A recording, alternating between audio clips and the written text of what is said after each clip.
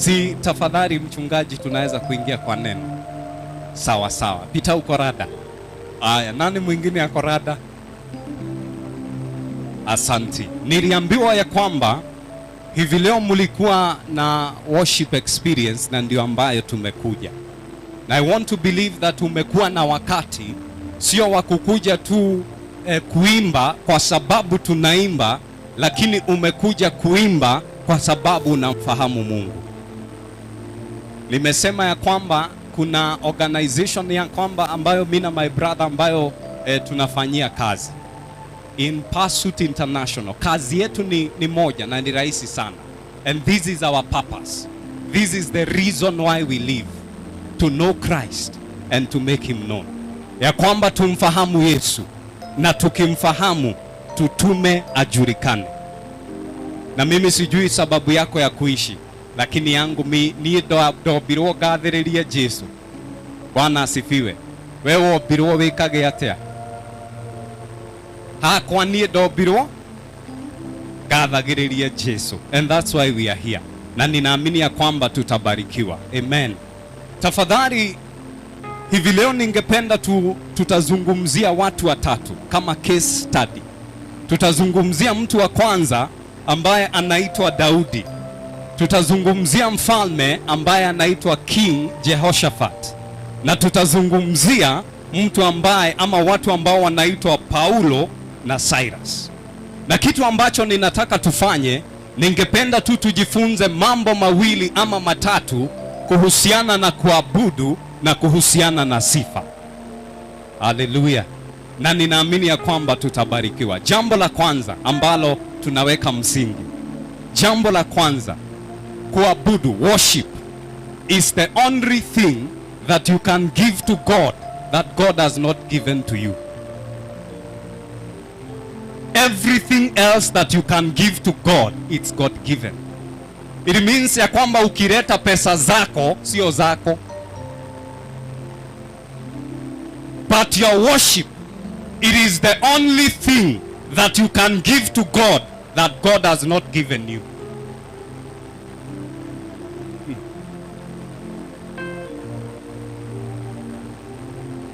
Hai, wacheni tuanze break it down. Maandiko yanasema that whether you eat or you drink, whatever you do it for the glory of God. Now, ninajua mumekutana na definition nyingi sana za worship, but let me simplify it for you. Whatever you do for the glory of God, that's your worship. Acheni nirudie tena. Hujagi ya kahora, ndio kana moko poeka. Whatever you do for the glory of God, that's your worship.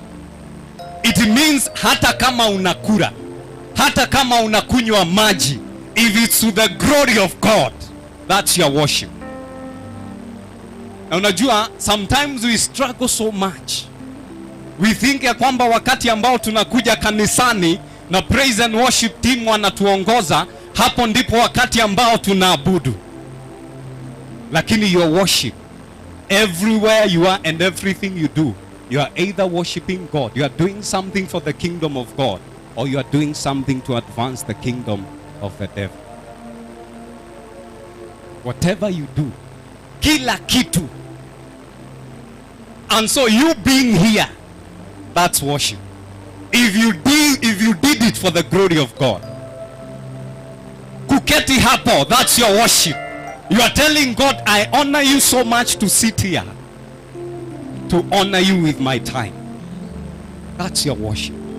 Whatever you do for the glory of God, that's your worship. Number two, everything you do in obedience to the word of God, to the will of God, and in line with the purposes of God, that's your worship. Everything you do in obedience to the word of God, in obedience to the promptings of the Holy Spirit. Roho Mtakatifu anakuambia bariki gathoni, na wewe unaingia mfuko unabariki gathoni. You've worshipped. But so many times we have complicated worship. Tunafikiri actually siku hizi ni mbaya. Siku hizi kumeharibika. Because we can only worship wakati hadi kuna praise and worship team, because tuliwachia praise and worship team, sisi tunawafuata.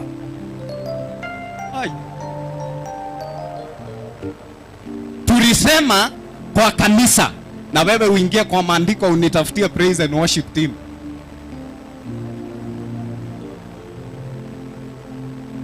Lakini sisi wenyewe we created something alafu tukawaachia.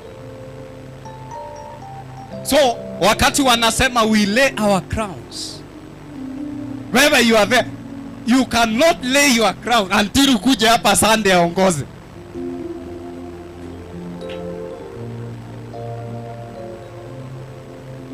This is the question that I want you to answer.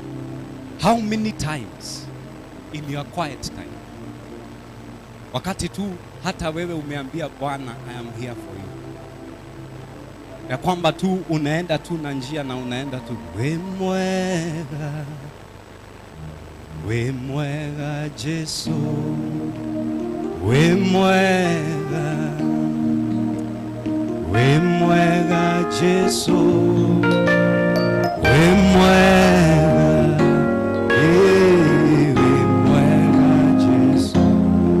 oh we mwega, we mwega. That's your worship. Worship is not what you do on Sunday, led by the praise and worship team. Na hadi sasa hata nikubaya zaidi, because kwa hiyo praise and worship team wamepigana asubuhi, nani ataongoza?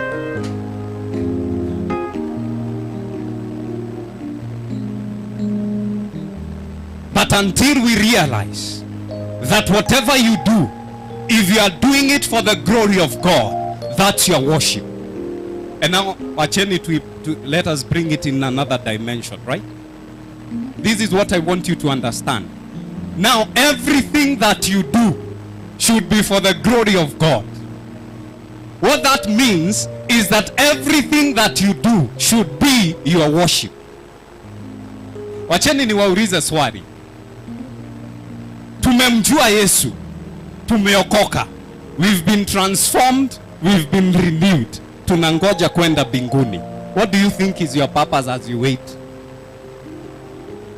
Muhonokaga Ngai akamugarura, anawajenga, anawafanyia kila kitu. Kwa nini?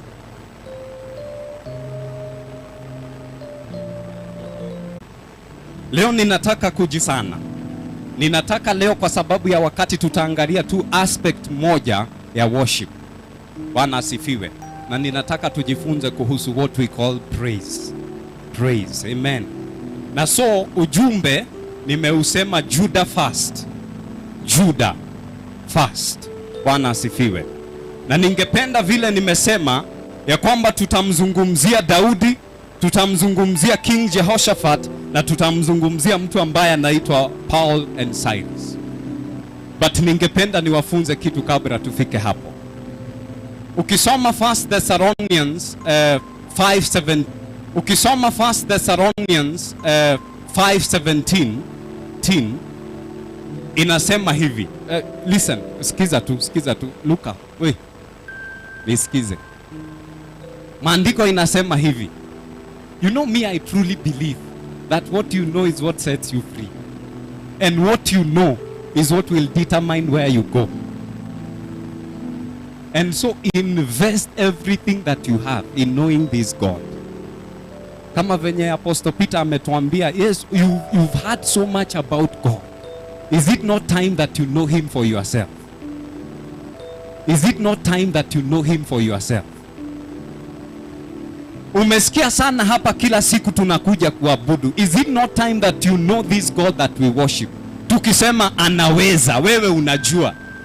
Tukisema ndiye msaidizi, unajua. Tukisema ndiye mwenye nguvu zote, unajua. Is it not time? Jameni. So 1 Thessalonians 5:17 inasema hivi, that rejoice always, pray continually, and in everything give thanks. Sasa nyinyi mnamalizianga hapo. Haumwendete muno rejoice always, pray continually, and in every circumstance give thanks. Lakini ukiendelea hapo mbele, hapo ndipo kuna the most important thing in that scripture. For this is the will of God. Peter tusome 1 Thessalonians 5:17. Naona some of us we are doubting ndivyo inasema. For this is the will of God. And let me submit to you, that's the only scripture kwa maandiko. The will of God ni straightforward. Ya kwamba haijafichwa, hauendi kuitafuta what is the will of God. Iko hapo. Peter tusome. Mpatie mic tafadhali. Tunahubirigi pamoja. Hallelujah. Actually, love this one. It's NIV version. Yes. Verse 16. Rejoice always. Rejoice always. Yes. Verse 17. Pray continually. Pray continually. Verse 18. Give thanks in all circumstances, for this is God's will for you in Jesus Christ. For this is God's will for you. Unajua Pastor Esther, watu wengi wenye wako hapa wamekuwa wakizunguka sana, wanajiuliza what's God's will for me? It's very simple. Give thanks. What that means is that your life should be a life of giving thanks, a life of praising, and a life of worship. So if you are here and you've been looking for your purpose, before everything else, before you discover everything else, God's will for you, give thanks. Because young people, I don't know, sometimes we look for mysteries. Tunataka revelation ingine ambayo tunatafuta sijui wapi. Unatafuta mtu ambaye anahubiri akizunguka. But God's will for you iko hapo, straightforward. In everything, give thanks. So if you are here and you don't know God's will for you, leo uliamuka ukaambia Bwana, ningependa nijue mapenzi yako. Unajua hivyo ndio tunaombaga. Ningependa Bwana nifahamu kitu ambacho umeniwekea katika maisha yangu Bwana. In everything, give thanks. And that's the foundation of our scripture. So everything that I teach you today, it all goes back to give thanks. And wakati I discovered that, ndio maana nilibadilisha mambo kidogo. Kila jioni tunaambiaga tu Bwana asante. If you know this, you'll stop complaining. Because you know in every circumstance, give thanks. In everything, give thanks. How do you give thanks? Number one, through your praise. Hallelujah. Oh. Ebu dakika moja. Ebu inamisha uso wako. Dakika moja. You know, we've been so used to structure. I want you to count your blessings one by one. Give thanks. Ambia Bwana, umeniumba, niko na afya nzuri, asante. Ambia Bwana, umeniumba, umenileta hapa nisikie neno lako, asante.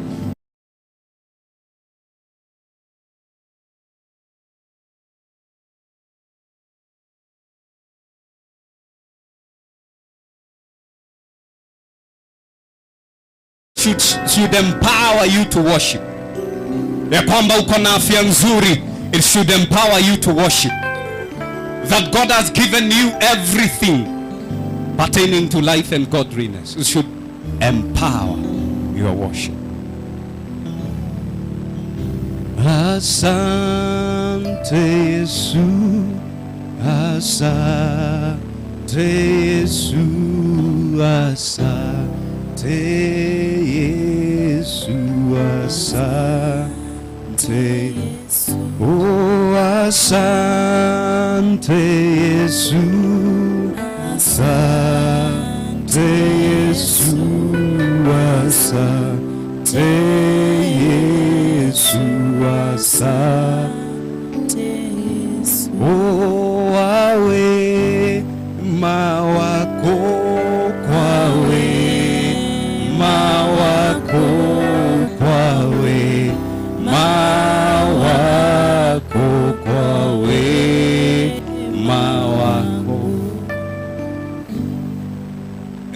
way we've been created, we have a tendency of giving thanks because things are going well. But when you come to the kingdom of God, you praise for them to go well. It is not the circumstance that determines your praise and your worship. Your praise and your worship determines your circumstance. If you know this, next time there is a circumstance, just begin to praise. Number 2. Ama tulikuwa tumefika namba?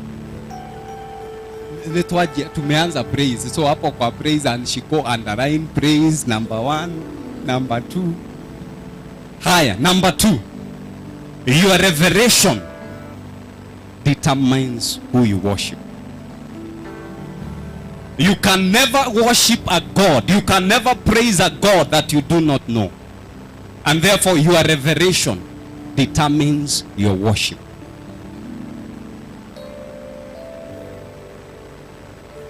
Now this is why it's so important to know God, brethren. Because watu wengine hapa, you've been worshiping because watu wana worship. But not because you know. Munajua mimi kila mtu hapa ukiuliza huyu wakati wanataka nianze kulia ni ngoma gani wataweka, they know. Because me, I truly know that this is how I know God. By the way, and I think I've told you that only severally, me the foundation of everything I do is found in Psalms 100. Psalms, Peter, ingia verse 5. Psalms 100, ingia verse 5. Musijari, today you'll get something. And it's my prayer that whatever you know today will change the course of your life. Psalms 100 verse 5. Skiza hii. For the Lord is good. That's why I worship. Peter, rudia tena. For the Lord is good. That's why I praise. And his love endures forever. His love endures forever. And this is what I know. Even when I was a sinner, Christ died for me. Mm-hmm. His faithfulness continues through all generations. His faithfulness continues. He was faithful in the days of Moses. In my day, he is faithful. And so every time I praise, that's my revelation. Oh God, you are good. Every time I praise, I know, oh God, you love me.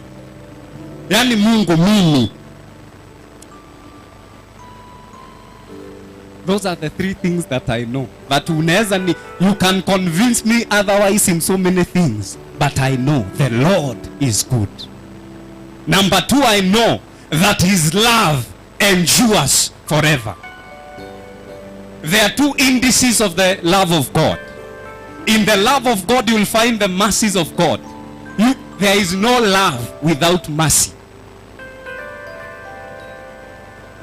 And therefore, what I know is that in that love, there is the mercy of God. And therefore, it does not matter what I know. When I call on the name of the Lord, I shall be saved. This is why I worship.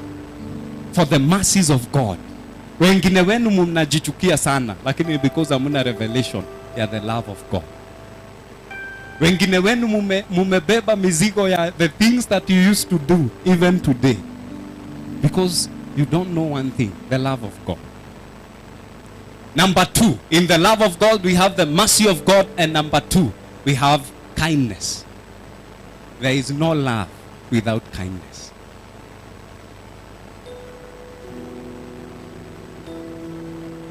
And this is why I know that if I go to the Father, that whatever I want, he's a kind God.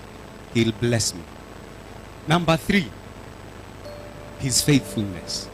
You know, you can never worship a God that changes daily. Yani leo ulimwacha akiwa mfaithful, kesho ukapata alichange. You can never worship such a God. But I know if he was faithful in the days of David, in my day, he's still the same God. This is why I worship. Because I know every time nitasimama mbele ya Red Sea, there is no way, nyuma kuna kifo, I know he is still the way maker. This is why I worship. That's the God that I know. Who do you worship? Who do you praise? Is he faithful? Is he the Alpha and the Omega? Do you know what I know, Pastor Esther? That even if what I want does not exist, God still reserves the power to create. He is the creator. Kama kitu enye unataka unaona hauionagi, he is still the creator. Hakupatiana nguvu ya kuumba ati sasa sio yake. He is still the creator. This is why I worship. Why do you worship? Who do you worship? Ati unajua watu wengine hapa, yani umekaliwa na maneno, na ukiangalia ni fee, ukiangalia mzazi hana, ukiangalia probably there is something that you want. If you look at all your friends, there is no way. You know, God is an expert of places where there is no way. Hapo hakuna njia. He becomes the way. That's the God that we praise. That's the God that we worship. And that's why I'm telling you, invest in knowing this God. Be telling God, I need to know you. I need an encounter. Oh God, like what Peter has said, I have heard so much about you. But right now, oh God, I want to know you in a way that I can understand. And next time you are praising, you are praising as a testament, as an evidence of what God can do. Nasema sio kitu unajua tumesikia sana, tumeona sana. It is time you tell God, what no eye has seen, what no ear has heard is what I want to see you. And then you equate your evidence when you are praising.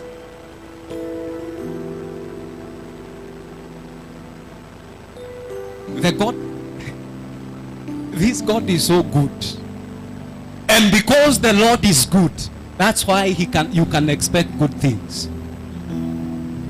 So as you praise a good God, He's preparing good things. As you praise a loving God, His mercies goes before you. Sijui kama nimehubiri about the mercy of God for 2 weeks. But ukienda leo, just go and study about the mercy of God. If everything else fails, invoke His mercy. Guy, yani umejaribu kuomba, umejaribu neno, umejaribu in the name, try His mercy. So next time that you are praising, you are not praising Him because ya place yenye umetoka pita, umetoka kwa dhambi, so unaona I cannot worship, I cannot praise. Just know, this is why He created me. It does not matter what I have done. His mercies goes before me. And so, oh Lord, I praise you. He is a merciful God. Your revelation about this God will forever influence how you worship Him. Mukiona kila siku ninaanzaga tu kuambia watu give thanks. Sina kitu ya kucomplain. Sijui kama nyinyi mmeishi hiyo maisha. You don't have anything that if you have something to complain about, check your praise. By the way, this is what I want you to do. Tunasemaga point of action. You see that limitation? Chukua hiyo limitation, weka hapa mbele. Start praising God. Because of that limitation. Because that limitation is an opportunity for you to know how good, how powerful, how merciful He is. And so every time you see a limitation, invoke your praises. Anza kuabudu Mungu. Start praising Him. If you know the power of your praise, if you know the power of your worship, let me tell you, day and night, you'll be saying like David, let your praises continually be on my lips. What do you think David knew? Ya kwamba mumeisoma Psalms. Have you guys studied Psalms? The book of Psalms. That's the man that God says, this is a man after my own heart. What was the secret? He was a man of praise. Yani alijua tu nikiamuka, oh gaiwe mwega. Anasema in Psalms 103, bless the Lord, O my soul, and forget not all his and he knew that God is a beneficial God. Bless the Lord, O my soul, and forget not all his benefits. It's easy to forget. Some of you have so many things to praise God for, but all you see in your life is everything you do not have. In fact, I think I was telling Lucy yesterday that, do you know the first lie in the Bible? Munaijua? The first ever lie recorded in the Bible. Watu ambao tutarudi kwa nilikuja Bible study. First ever lie. Maheni mabere thini wa maandiko. Shetani alikuja kwa Eve. Akaanza kuambia Eve, Mungu aliwaambia msikule gani? Aliwaambia msikule ndio msifanane na. The first lie was the devil trying to convince that hauna everything enye uko nayo, and so she lost everything going for something that she already had.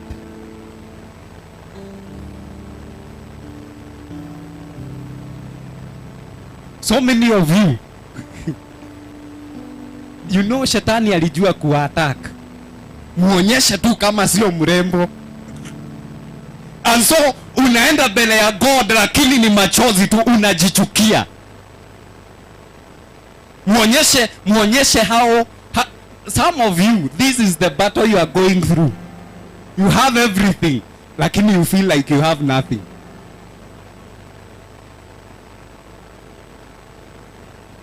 What do you think shetani hiyo nini yake ni gani? It's just to attack your worship and your praise. Hana kazi na wewe.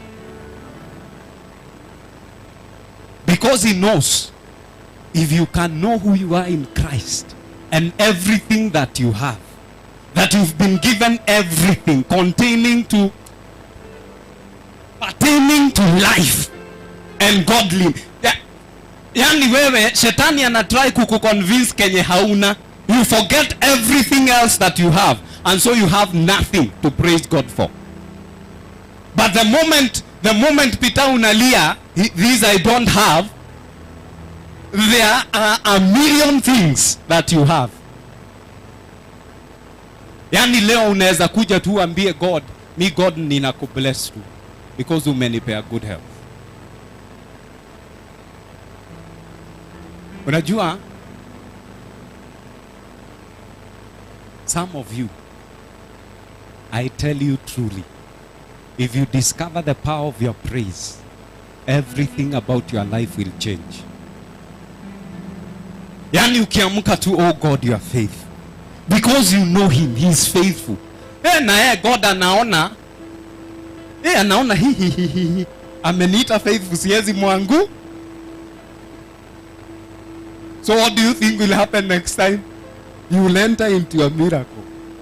So next time ukimwambia, oh God, you are good, he has prepared his goodness before you.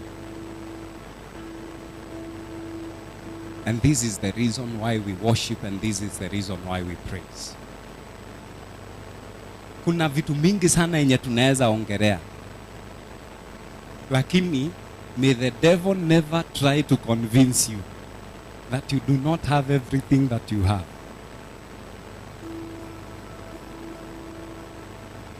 Pasi, shetani ata concentrate. Unajua, it's so weird. Unaweza kuwa na kila kitu, lakini leo ukikuja church gari yako ipate pancha, you stop complaining to. Utasahau amekupatia gari watu wakienda miguu.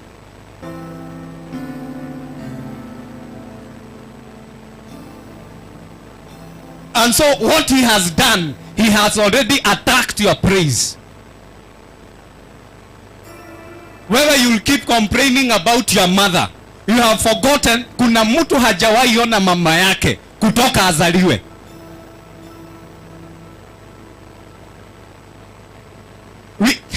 We keep complaining about the government. Kuna watu ambao wanauana usiku na mchana. And that's why I told people, this is not the year. Sijui kama kuna mtu alisikiza my theme for this year. Raphael, give thanks. Give thanks. It's not the year of complaining. It's the year of changing your perspective. And tell God, oh God, I have seen you here. Unajua unaweza fika, nimefika 30. Nikifika 30, watu wawili wanaanza kuniambia unafaa uanze kuwa umeoa. Ninasahau I am tall, probably dark, handsome for sure. Ninaanza gaji ya gotetia gai.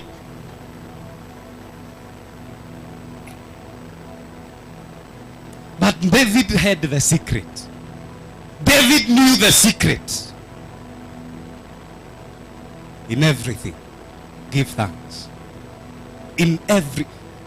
Let me tell you, I know so many things. But if you try this one, you will see the excellence of God in your life.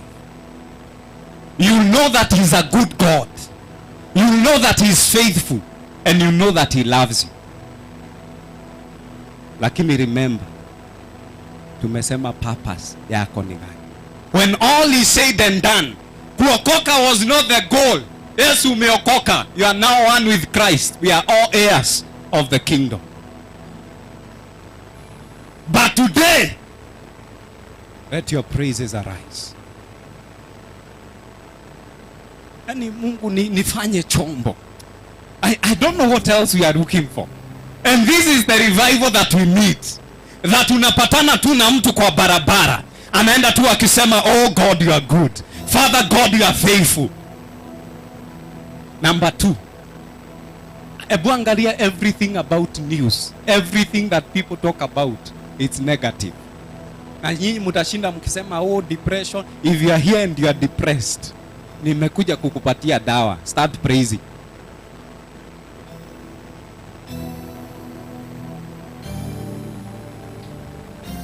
You are depressed just because kuna kitu wenye atuwakai. Mukajua hii. The devil will be trying something and then you are there with your praises. Ni alifika pahali akanipiga na majaribu, sasa nikaenda kwa Mungu nikamwambia, and I think I told mzee Kenya, nikamwambia mimi haijalishi ninafanya nini, mimi nitarudi kwa miguu ya Mungu. Gogeliko. And so I'll be there to praise daily. I'll be there to worship daily. And then the moment you know the secret, now be consistent. Because leo itakaa tena ni kama motivation. Unajua wale motivational speaker. So ukienda leo unaenda tu shaka. Kesho ukiamuka unaangusha tichu kwa choo, unaanza story. Umeikutana na mtu ako na dhao pita, lakini ameangusha 20 bob kwa choo, anawachana na dhao. Yaani atashinda akisema venye shetani ni mbaya.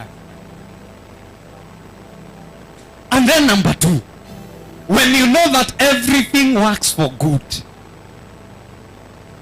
If you love God, everything is working for your good. So haijalishi ati umepika dhate, there is something good.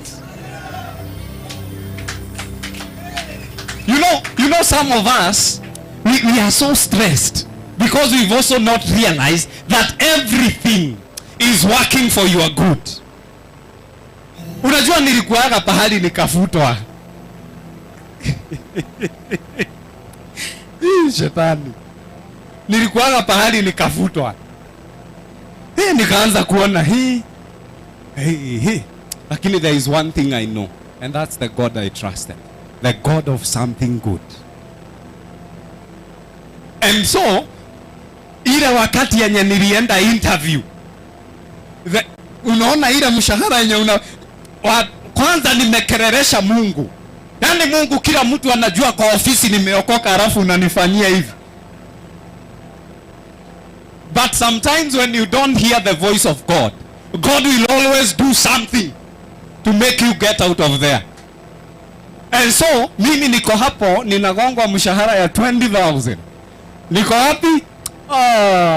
Na ni mimi apostle kwa kampuni. Ni wewe unaombea sales? Ni wewe unaombea breakthrough? Asha, I think Mungu akaona ni hoja abidhiria muno. Hiyo time siku anajua hivyo. Ilikuwa vita. Wait until I went for my second interview. Now the other interview, ya ile kazi ambayo nilipata. The salary haikuwa double, haikuwa triple. That's when I knew that indeed God works everything for your good. Everything for your good. And so today you'll be frustrated because you are in the wilderness. But God wants you to praise in that wilderness. Because tomorrow you'll be holding something good. And you'll be a testament, an evidence of what God can do. So this is where we are. People of God, stop complaining and start praising. Stop complaining and start praising. In your family, ukiona kitu haikufurahishi, praise about the 99 things. Then thank God for this one thing.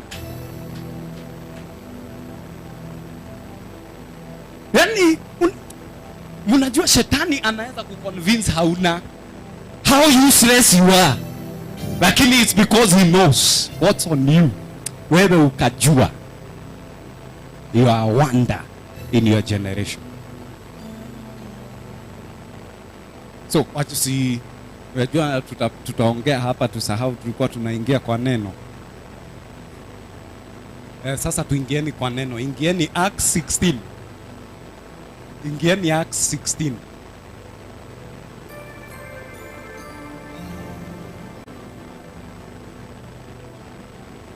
Wewe ni Baba. Wewe ni Baba. Hivi leo nimejua wewe ni Baba. Wewe ni Baba. Wewe ni Baba. Hivi leo nimejua wewe ni Baba. Peter Acts 16, hujafika? Niko hapo. Na unaona watu wa vinanda wanaanza kutayarisha. Oh yes. Acts chapter 16. Yes, twende hadi soma tu 16 hadi pale nitakwambia uache. Now listen. Paul came to Derbe and then to Lystra, where a disciple named Timothy lived, whose mother was Jewish and a believer, but whose father was a Greek. The believers at Lystra and Iconium spoke well of him.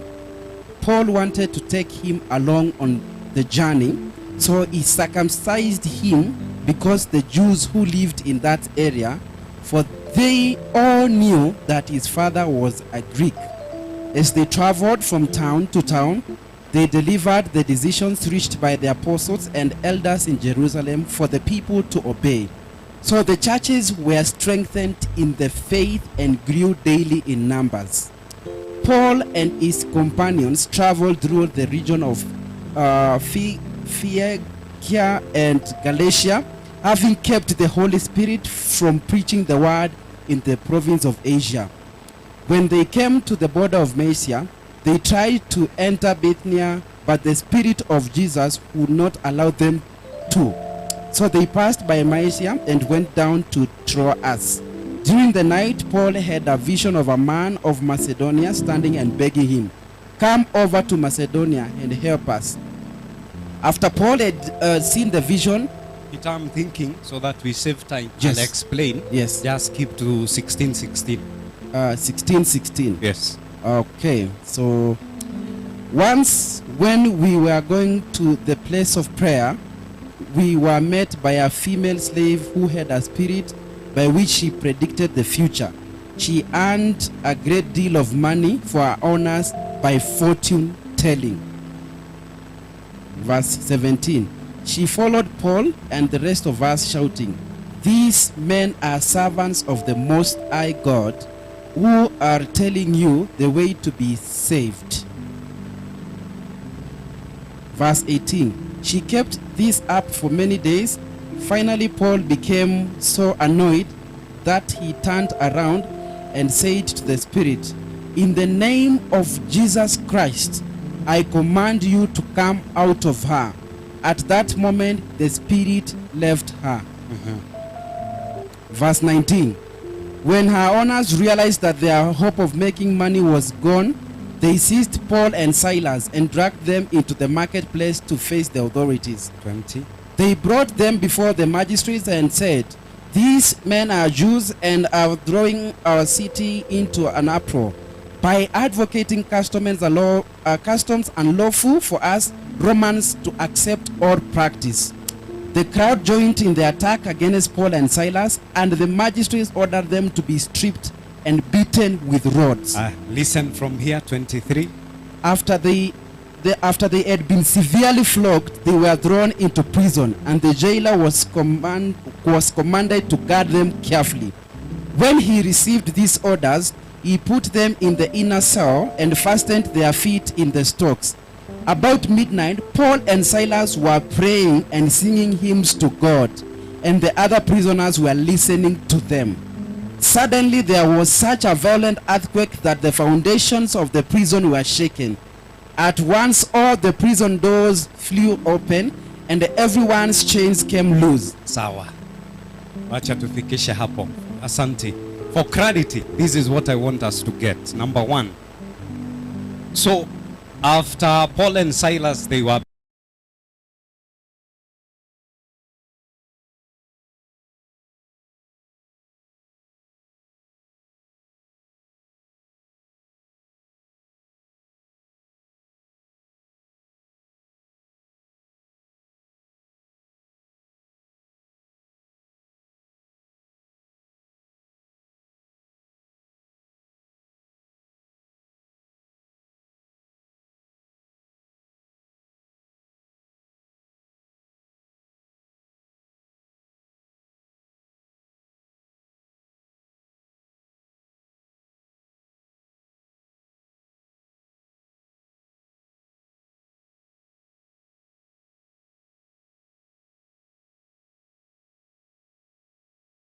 na ufunge miguu.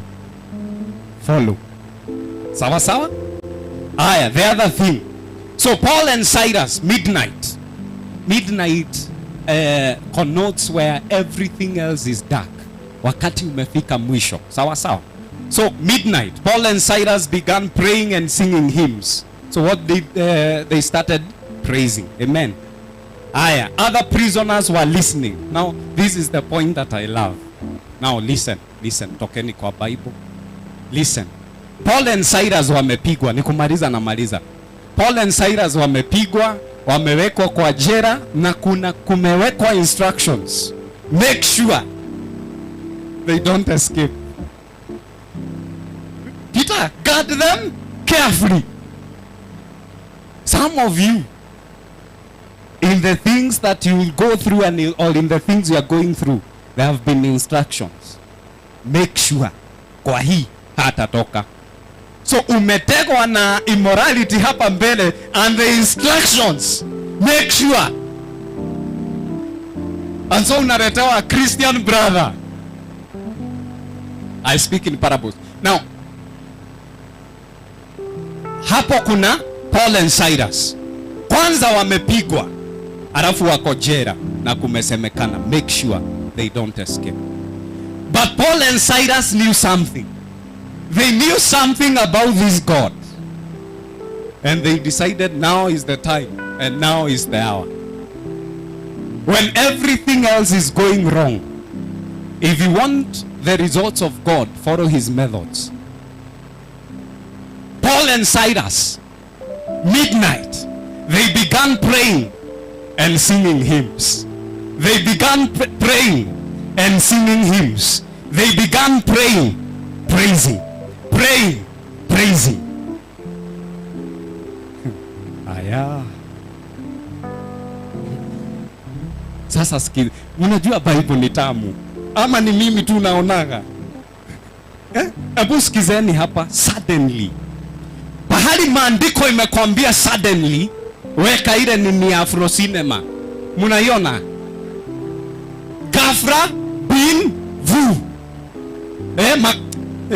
Brother. Utatuma nianze hizo za Afro. Suddenly, there was a massive earthquake and the prison was shaken to its foundation. The prison was shaken to its foundation. Listen to this. All the doors, sema all the doors, immediately, ukisikia suddenly, just jua kuna immediately. Sawa sawa. Flew open, and the chains of every prisoner. There are two people praying and praising, but the chains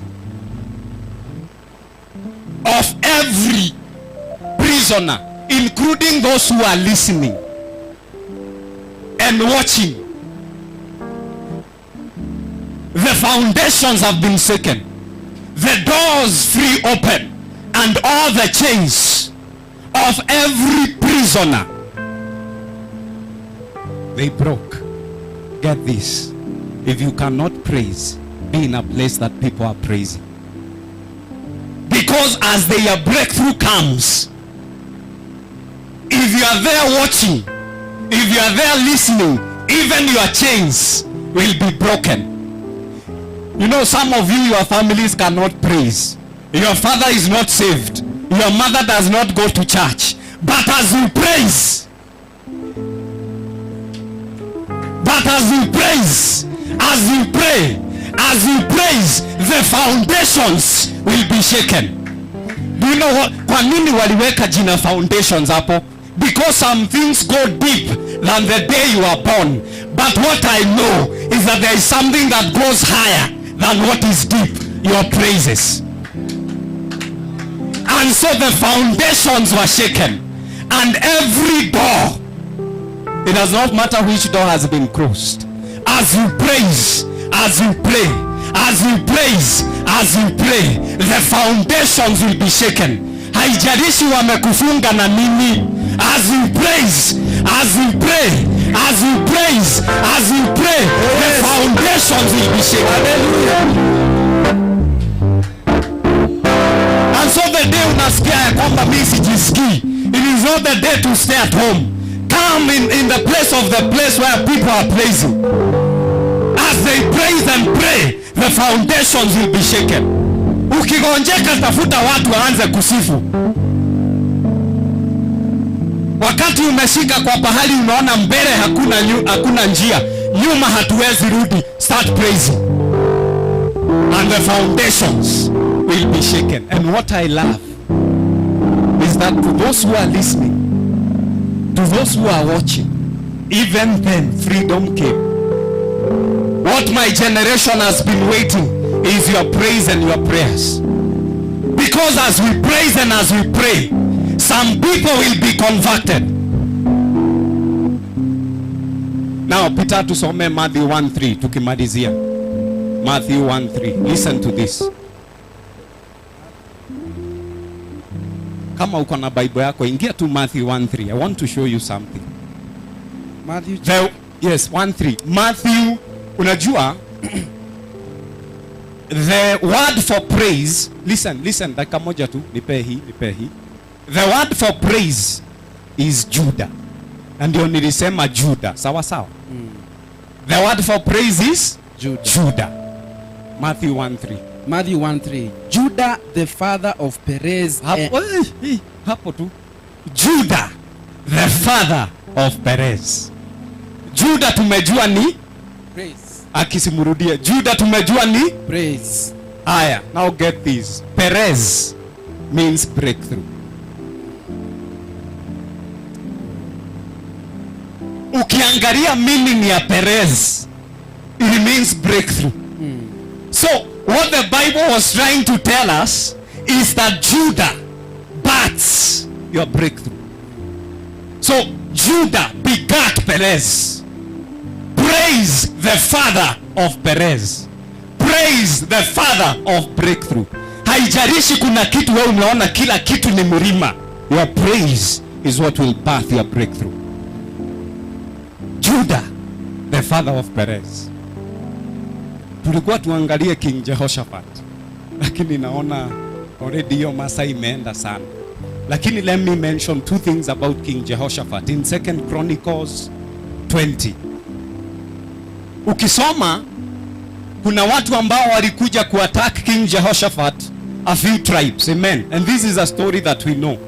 So King Jehoshaphat akaenda akamlilia Mungu, akamwambia angalia hawa watu ulituambia tusiwamalize, lakini sasa wamekuja kutumaliza. Lakini kuna mambo kadhaa ambayo ukisoma 2 Chronicles 20, ukienda nyumbani soma yote, kuna mambo ambayo King Jehoshaphat alisema. Wakati aliona wakikuja, he realized that he was powerless.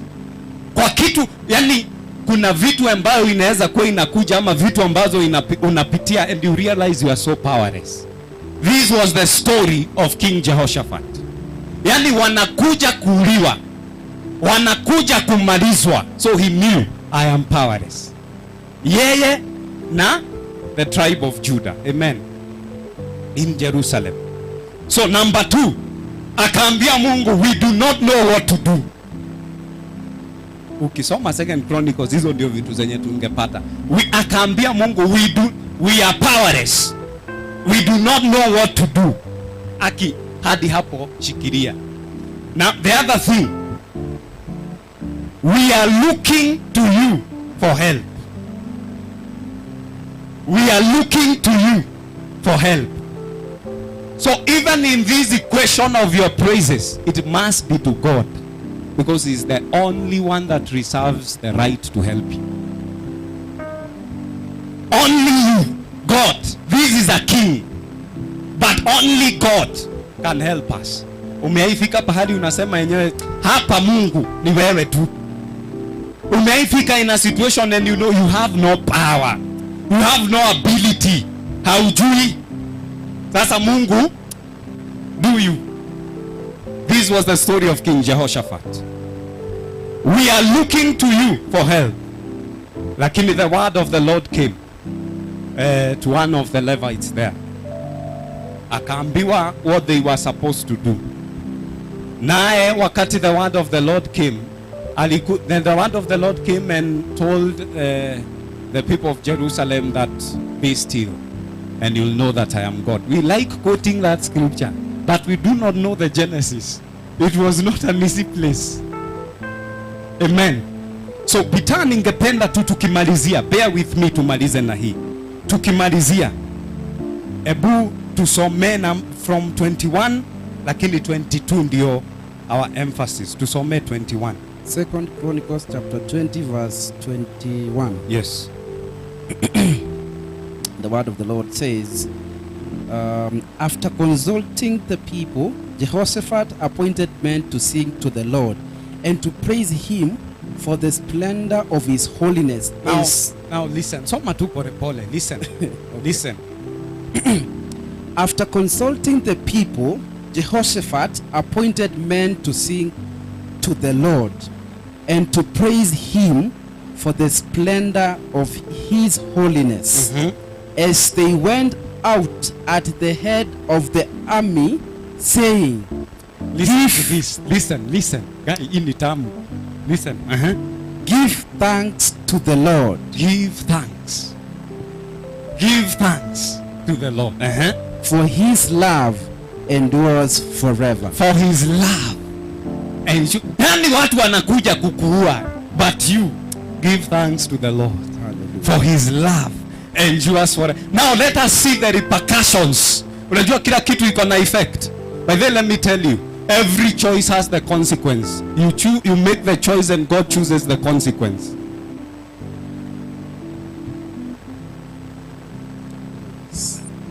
Every choice has a consequence. That's life.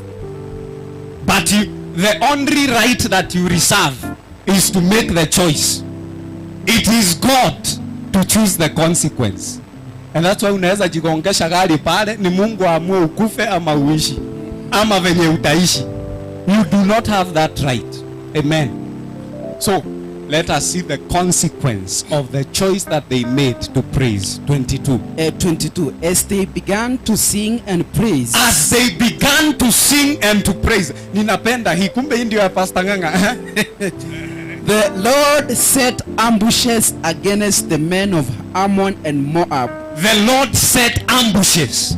Ambushes, it means hawakujua nini ilikuja. Umeikujwa na kitu haujui venye imekuja.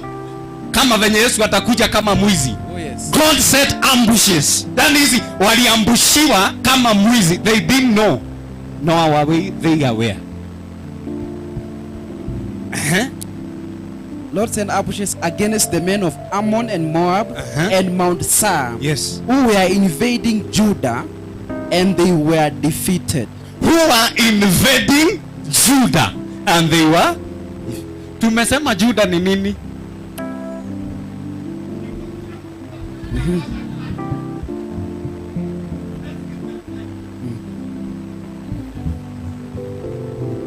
So God set ambushes, Oh, yes. to the things that invade our praises.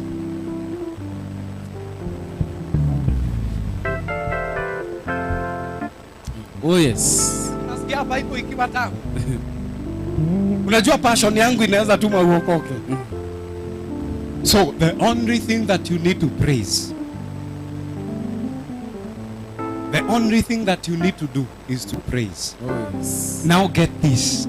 The only thing that God protects, it is His praises. Oh, yes. Because as you praise, God is enthroned.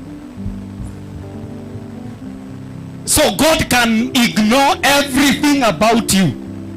But there is one thing that God will never ignore.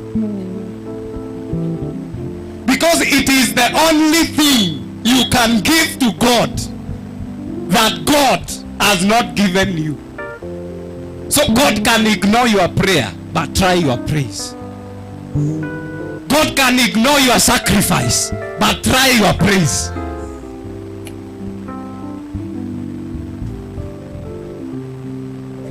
Ukijua hii, kila siku, you begin to praise God. Me at least, mzee Kenya knows, sometimes anakuja kwangu anapata tu nasifu. Because I know if I praise, ambushes will be set.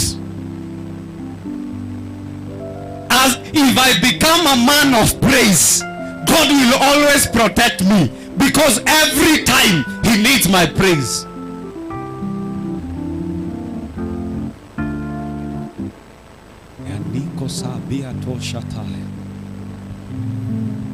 If you learn how to praise, you've learned how to access the presence of God. You've learned how to invite the jealousy of God in your life. God will protect you with everything that He has. He's not interested with your money. He's not interested, Peter, with your wife. That's for you. And your kids, and your grandchildren, and the car that you drive. He's not interested. The only thing that God needs from you, from today, in everything, give thanks. For this is the will of God. Blessed be the word. Simameni.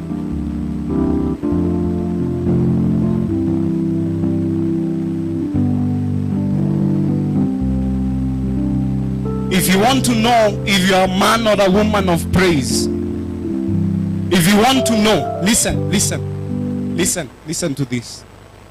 Some of you, you've been thinking that you are men and women of faith. But the only indicator of your faith is your praise. Because then your life is not determined by your circumstance.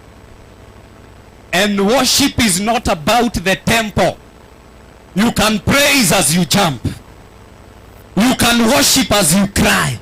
It's about the revelation. What do you know about God? And so today I want you to forget what the devil has convinced you don't have. And I want you to concentrate on what God has given you. That grace, that anointing, that talent, that gift. And I want you to begin to praise God. Listen. I want to teach you something. I want to teach you to love God. Because some of you, you know how to tell your spouses, your children that you love them. But you don't know how to love God. This is how you love God. Everything that he has done, start telling him, this is what I love about you. Oh God, I love you because you are good. You are good. You are faithful. You are awesome. Thank you for this breakthrough. Thank you for the anointing. Thank you for the grace. And this is what I want us to do. You know, I purposed in my life. It is not about the sermon. It's about the truths that we give. Because those are the things that will set people free. What you know. Your anointing is only as powerful as what you know. Your faith is only as powerful as what you know. And so what you know, Daniel 11:32b, those who know their God shall be strong and carry out great exploits. So as we want to take measures, as we wait to transform our generation, let Judah go first. Let our praises go first. Yes. Hallelujah. Everything that you want to do, turn your life and purpose from today that my life will be a life of worship. My life will be a life of thanksgiving. For this is the will of God. You know, this is the only place that God has said, this is my will. Give thanks. So I want you to love on God with everything that he has done. Don't wait for the song. Start your own song. Don't wait for the music. Begin to shout his glory. Begin to honor him. Father, we love you. Begin to love on God. Begin to love on God. Begin to praise him. Begin to honor him. In the name of Jesus. Father God, you are wonderful. Father God, you are glorious. You are holy. Yadishatai. Begin to love on God, love on God, love on God. When you remember that you have hands, you clap them unto the Lord. When you remember that you have legs, you jump on them because God has done something glorious in your life. If you have good health, you bless the Lord. Bless the Lord, O my soul, and forget not his benefits. Count his blessings one by one. Count your blessings one by one. Count your blessings one by one.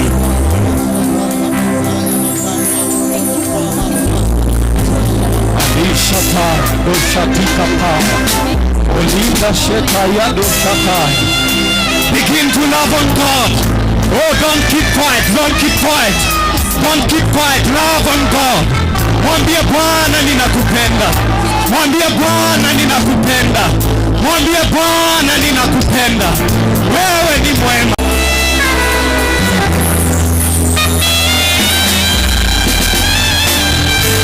Yabishataya. Ola katasa mandi kataya deshataya. Andiko sakia deshataya. Oh, love on God, love on God, love on God. Anza kumpenda Bwana. Anza kumpenda Bwana.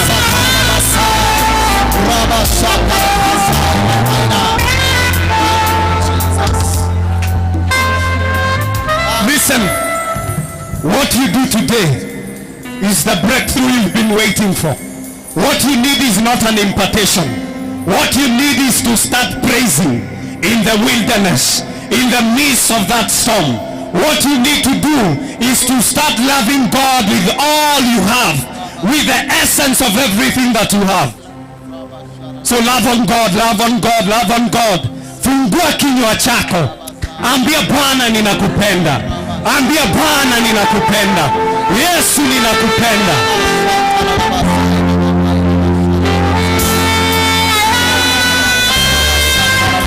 Oh, from the rising of the sun to the setting of the same, the name of the Lord is to be praised. From the rising of the sun to the setting of the same, the name of the Lord is to be praised. From the rising of the sun to the setting of the same, the name of the Lord is to be praised.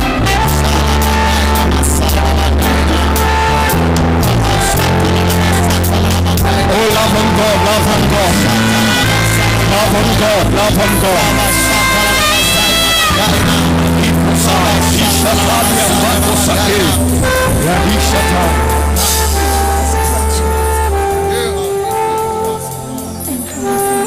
The Bible says, and listen, 1 minute, listen.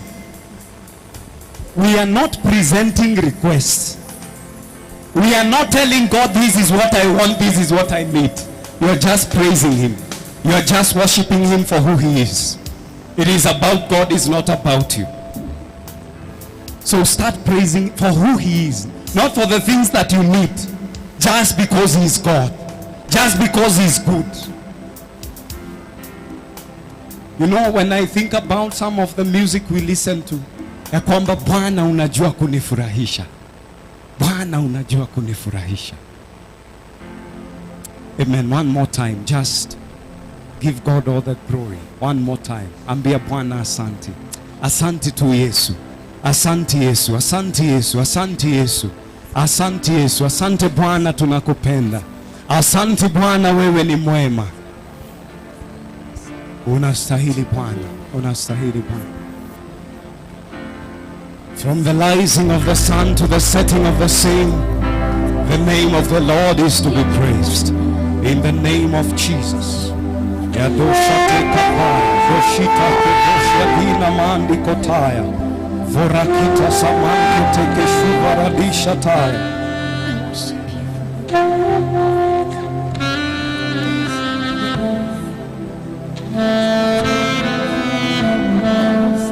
Listen, this is a prayer that I want us to make. This is a prayer that I want us to make. I want you to make this prayer. Listen, a minute. I want you to tell God, program my wife, program my life to the path of my ordination. Program my life to the path of my ordination. If you are meant to worship, let God program your life in the path of that ordination. Ambia Bwana niongoze. Ambia Bwana nisaidie. Ambia Bwana nikumbuke, niwezeshe. Give me the grace. Give me the power. We are praying, we are praying, we are praying. Program my life to the path of my ordination. Program my life to the path of my ordination. This is all God cares for. That He fulfill His purpose.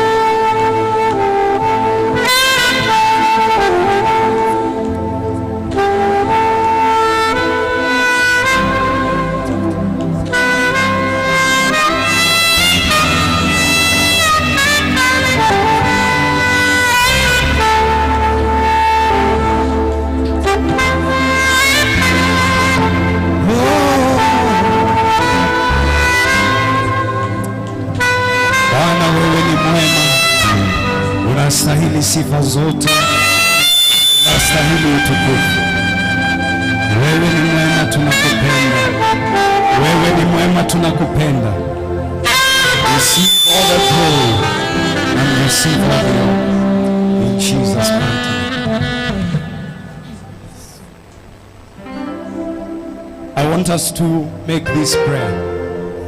And if you are here and you are believing God for something, just stretch out your hand. If you are unwell, God wants to do something here. He's the God of evidences. Ni Mungu wa kusema na kutenda. And so if you are believing God for something today, you are going home And from tomorrow you will start receiving testimonies of what God will do here today. And so if you're here and you're believing God for something, stretch out your hand. Stretch out your hand. And this is what I'm not the one praying for you. This is what I want you to do. That thing that you need, thank God for it. It is done in the name of Jesus. Now start giving thanks. Give thanks, give thanks. If you are looking for a job, give thanks. If you are looking for a job, give thanks.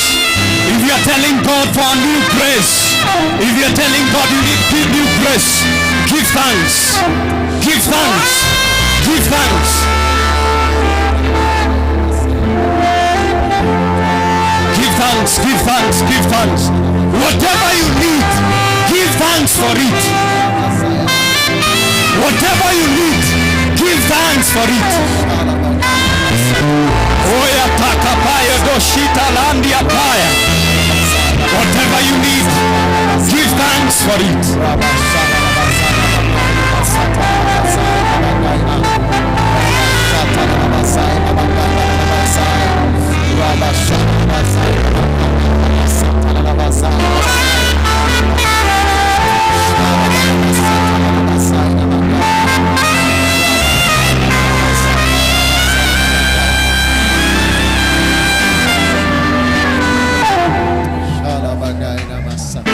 The next prayer that I want us to make, you have a vision, you have a dream, you have something that, and a place that you want to make sure that in life you'll get there.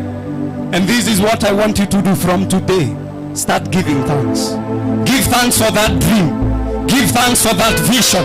Give thanks for that plan, for that purpose that you have. And start now. Start giving thanks. Start giving thanks. Any request that you have, give thanks.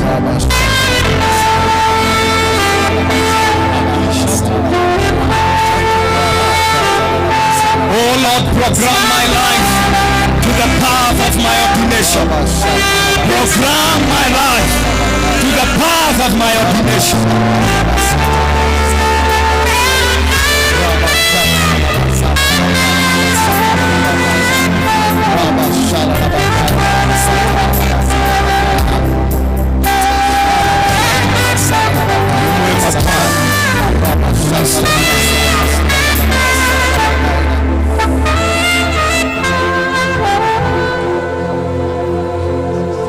Listen, we have said that we can praise God in the presence of our limitations. If there is something that you feel, this is my limitation, mention it and then praise God. If it's finances, mention finances and then say, oh God, you are the creator of everything. You are the giver of everything. You are the lifter of men. You are the helper of men. You are the one who blesses. If it's your health, praise God because He's the healer. Praise Him because He's the healer.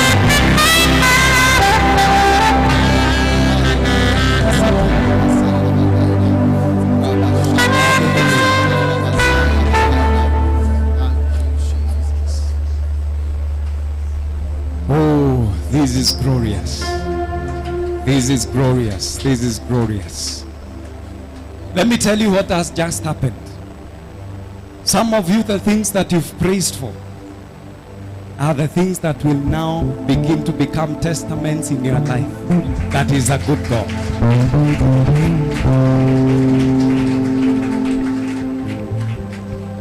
And now this is my prayer. What only God can do, may He do it in your lives. What no eye has seen, nor ear has heard, may He do exceedingly, abundantly, above what you can ask and what you can imagine. Every limitation, may it bow in the name of Jesus. Any sickness, you are healed now in the name of Jesus. Any miracle that you are expecting, may doors begin to open. I declare open doors. I declare open gates. I declare open heavens upon your life in the name of Jesus. May everything you do prosper as from today till the end of age. In Jesus' mighty name we pray. Give us some worship songs. Hallelujah. Mwambieni Bwana asante, mwambieni Bwana asante, mwambieni Bwana asante, mwambieni Bwana. Kama ni mimi wewe ningeinua mikono. Mwambieni Bwana asante, mwambieni Bwana asante, mwambieni Bwana asante, mwambieni Bwana asante. Oh, mwambieni Bwana asante, mwambieni Bwana asante, mwambieni Bwana asante, mwambieni Bwana asante. Prepare your hands right now.